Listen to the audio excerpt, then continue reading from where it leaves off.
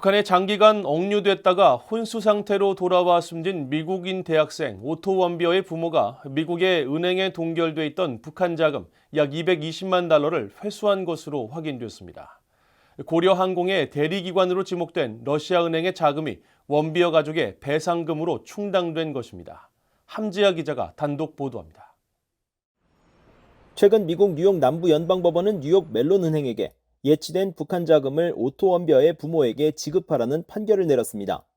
미국 연방법원 전자기록 시스템에 공개된 자료에 따르면 재판부는 지난달 23일 뉴욕 멜론 은행에 예치된 북한 자금 220만 3,258달러를 넘겨받게 해달라는 신디와 프레드 원비어 씨의 요구를 최종 승인하고 판결 후 20일 이내 지급을 명령했습니다.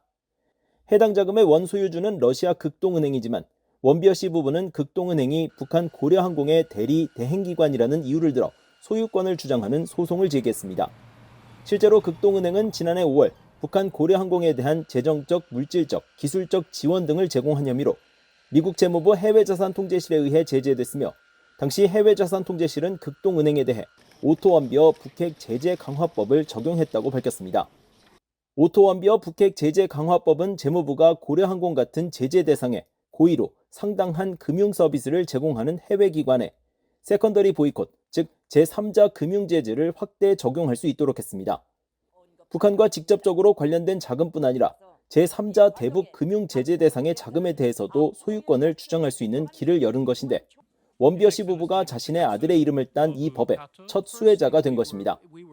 앞서 원비어 씨 부부는 2015년 12월 북한에 여행을 갔다가 17개월 동안 억류돼 이후 혼수 상태로 돌아와 숨진 아들 오토 원비어의 죽음에 대한 책임을 묻기 위해 북한 정권을 상대로 2018년 워싱턴 DC 연방법원에 소송을 제기했고 5억 달러의 승소 판결을 받았습니다.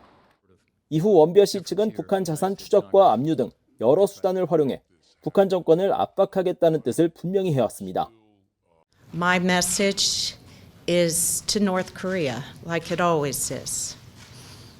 People matter. Otto matters. We're never going to let you forget our son.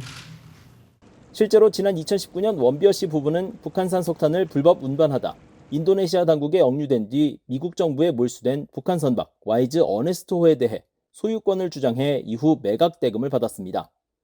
또 지난해 1월엔 뉴욕의 한 금융기관이 동결한 북한 조선 광선은행의 자금 24만 336달러를 찾아내 회수하기도 했습니다.